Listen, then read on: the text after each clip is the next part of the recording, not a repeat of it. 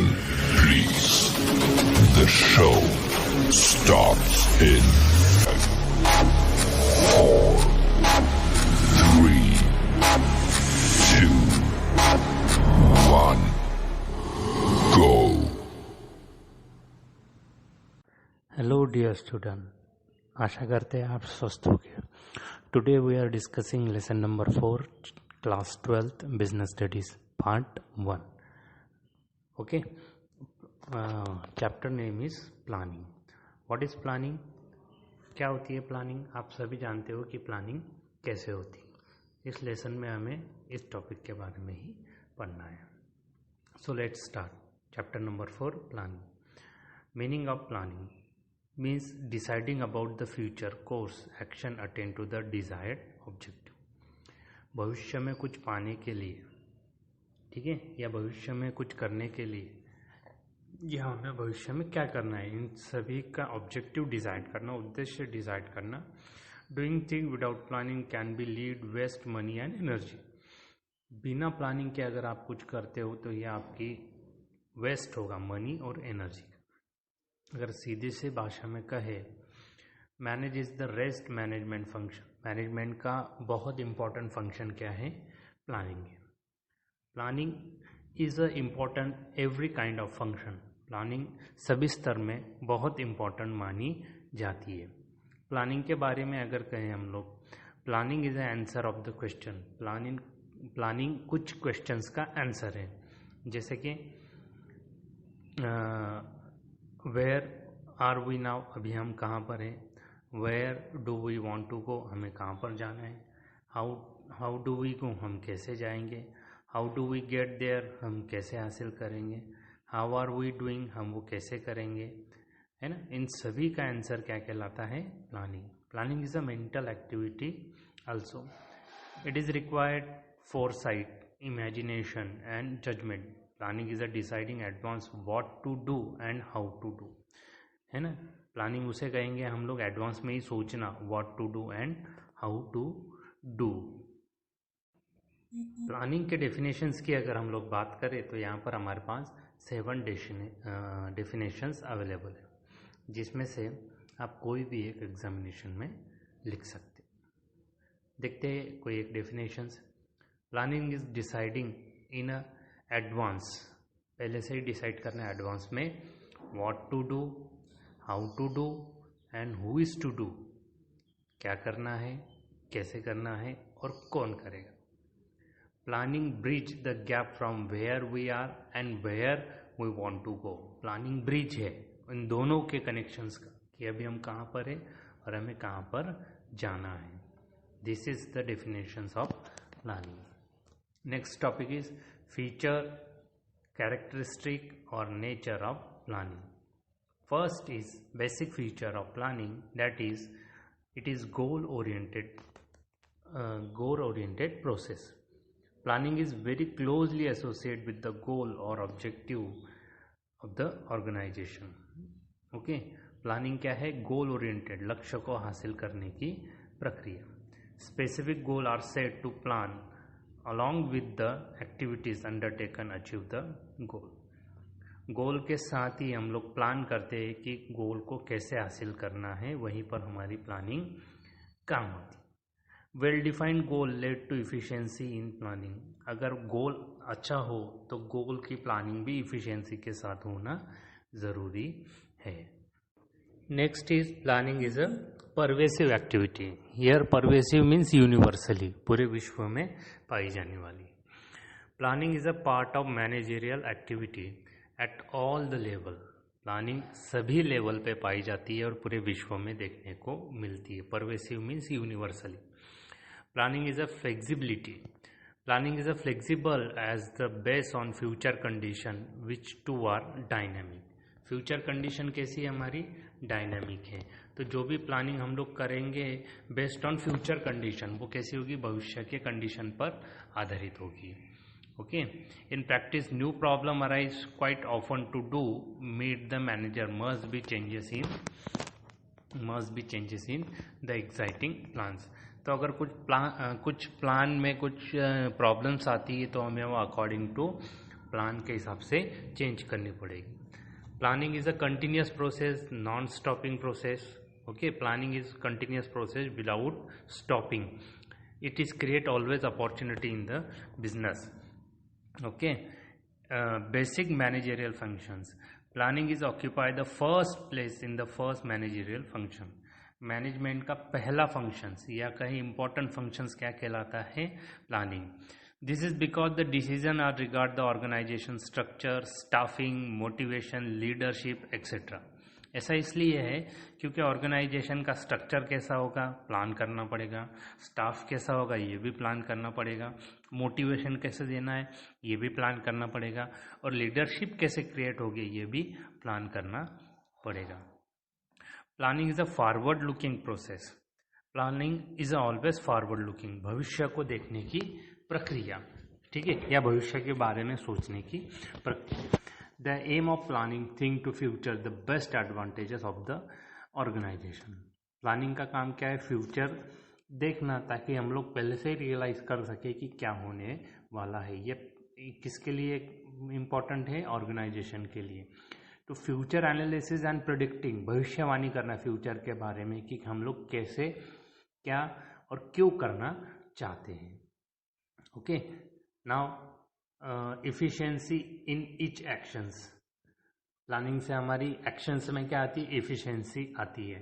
Timely achievement to the objective, हम लोग objective को टाइमली अचीव कर सकते हैं. These are the nature characteristic of the planning. Objective of planning.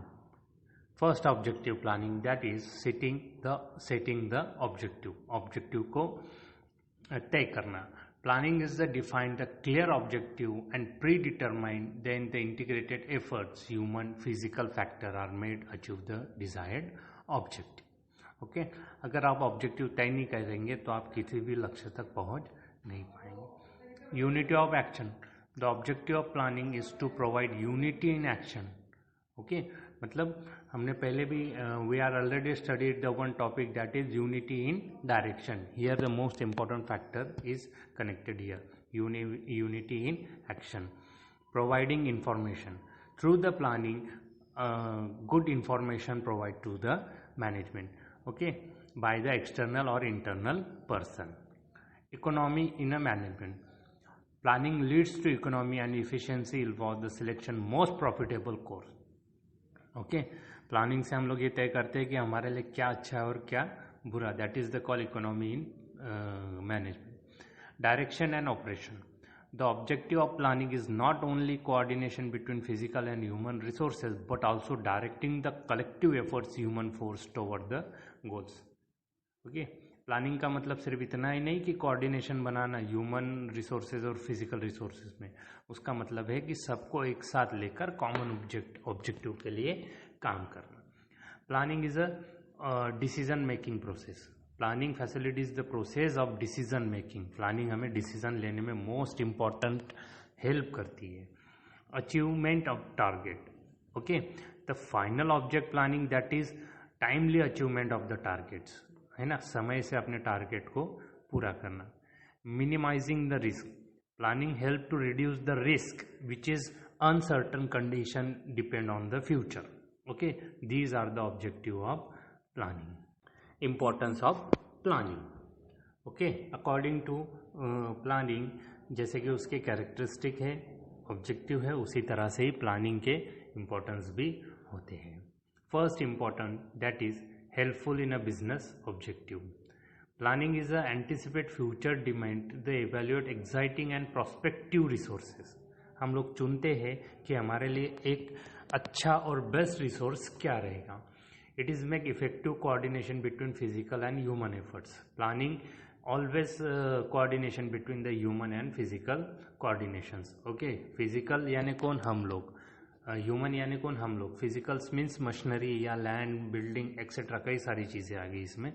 तो these are the coordination between physical and human efforts resources. Minimum business risk and uncertainties. Planning क्या करती है? भविष्य में होने वाले रिस्क को, जोखिम को कम करती है. Manager have to make decision to the present regard the action to be taken, goals to be achieved in the future. अभी मैनेजमेंट जो डिसीजन लेगा फ्यूचर के लिए वो आने वाले भविष्य में आने वाले रिस्क को क्या कर देगा, कम कर देगा, क्योंकि भविष्य कैसा है, अनसर्टन है, अचानक है ना। कभी किसी की डिमांड कम होती है तो कभी किसी की डिमांड बढ़ जाती है। Effective coordination, planning is a effective coordination between physical and human resources as well as it is a group activity. Okay, group activity also important of planning. Promote creativity, planning always promote to creativity, have opportunity suggesting that means improving their performance। हमेशा creativity के बारे में सोचती है ताकि उनका performance क्या हो सके, आगे बढ़ सके। Effective control, planning makes easy and exercise effective control. Functions of management relate, okay, according to planning manager always control any activity in the organization. Economy and efficiency, okay, economical means किफ़ायती और efficiency means कार्यकुशलता। Planning leads to economy and efficiency, planning किसको बढ़ावा देती है, economy और efficiency को। Involve selection the most profitable course, और वो हमेशा ऐसे एक्शन को करती है जो उसके लिए प्रॉफिटेबल साबित हो सके। Decision making, planning facilities to process decision making. Plan target are indicator the most basic which are alternative course actions where the consider. हमेशा क्या है, प्लानिंग हमारे लिए डिसीजन मेकिंग साबित होती, जैसा हम लोग डिसीजन लेंगे वैसे ही हमारे साथ आगे प्रक्रिया होती रहेगी। Satisfaction to the employees, planning take to into consideration emotional and physical needs to employees. Planning हमेशा दोनों चीज़ों को करती है, इमोशनली और psychologically. Okay, psychologically needs to employees की ज़रूरतों को पूरा करती है। It makes the arrangement for the financial non financial benefit. हम लोग जब प्लान करते हैं तो हमें दोनों चीज़ें सोचनी है, financial and non financial benefit for the workers because they are work satisfactionally and increase efficiency. Effective communication, most important factor is effective communication. Planning is the most effective for the communication between organization and management.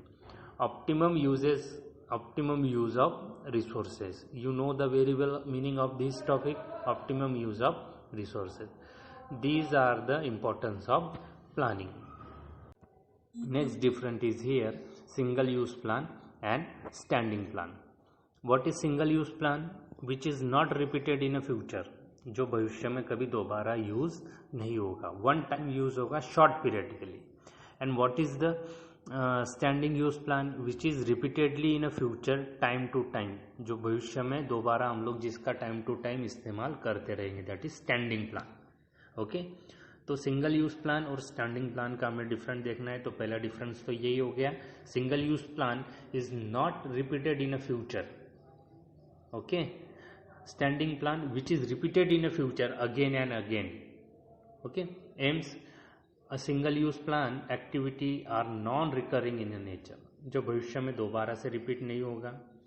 standing plan aims developing those activity which are recurring over again and again. standing plan हम उसे कहेंगे जो भविष्य में repeated होगा।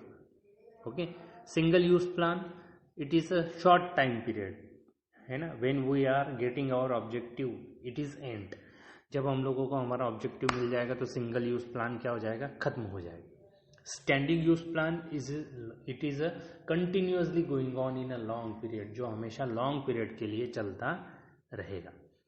Single use plan it is less liability disorder to the particular situation, project is over. जैसे ही हमारा काम खत्म हुआ, सिंगल यूज प्लान वहीं पर खत्म हो जाएगा।